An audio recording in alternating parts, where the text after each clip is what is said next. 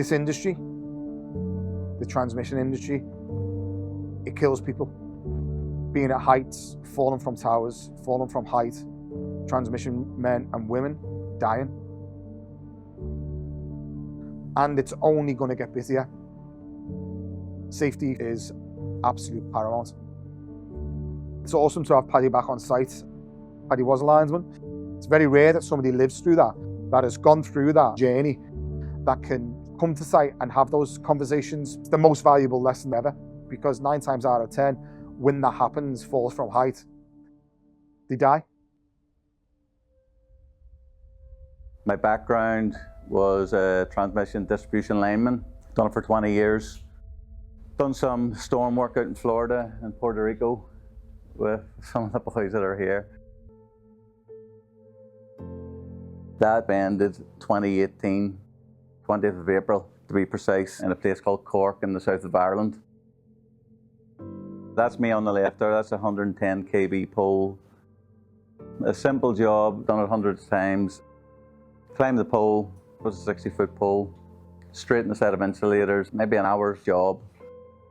I was on the pole for maybe 3 or 4 minutes till I had to lower some of the equipment. When I transferred from the ladder back to the pole and I sat back in my harness, I didn't slip down or slide down. I fell directly back.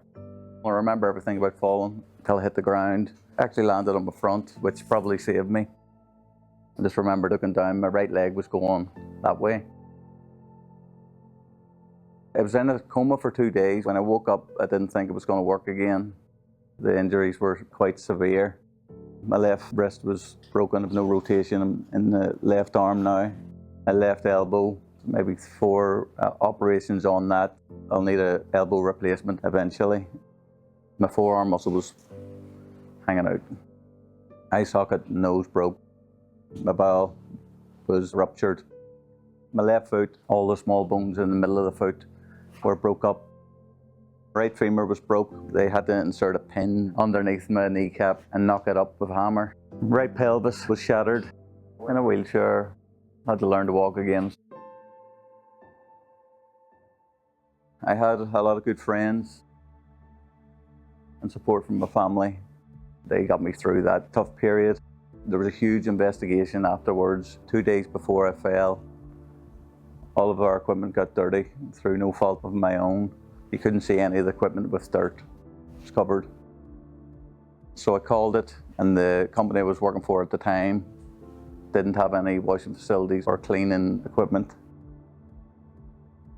Thursday morning I asked for the replacement gear again, still nothing. So I put a report form in stating that there was no replacement equipment, no washing facilities, no power washers or anything like that. Friday, and there was still no replacement gear. That's when I should have said I'm not doing the job. I know I stopped the job on the Wednesday, but that wasn't enough. My employer should have had the replacement equipment as well. They were at fault.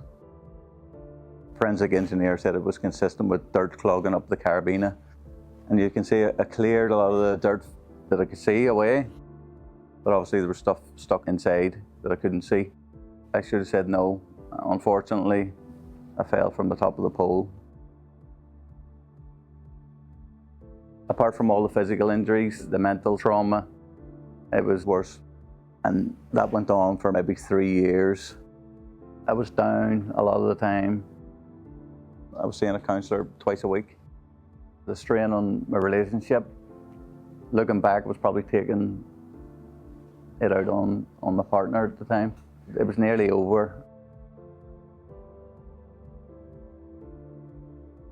And yeah, it was tough. But the support around me then was unbelievable. You guys are away from home a lot of the time. It's hard being on camp. I've done it before. Talk to each other, go and check on each other. If you think someone's feeling a bit down or low, just knock on their door. Any of the guys that know me, reach out to me anytime. I'll always pick up the phone. Not just our guys, any of you.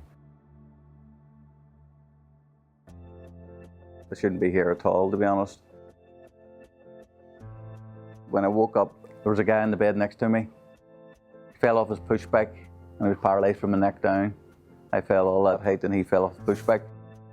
He must be thinking, how the frig did I get the bad luck, you know? It's a very dangerous job, what we're doing. I never want to see anything like this happen. You have to make the right decisions out there, guys. It doesn't matter if you're an apprentice or you're a senior dude. If you see anything that's unsafe, even if the next guy's saying it is, just feel empowered to say no, to stand up and say, look, I'm not doing the job.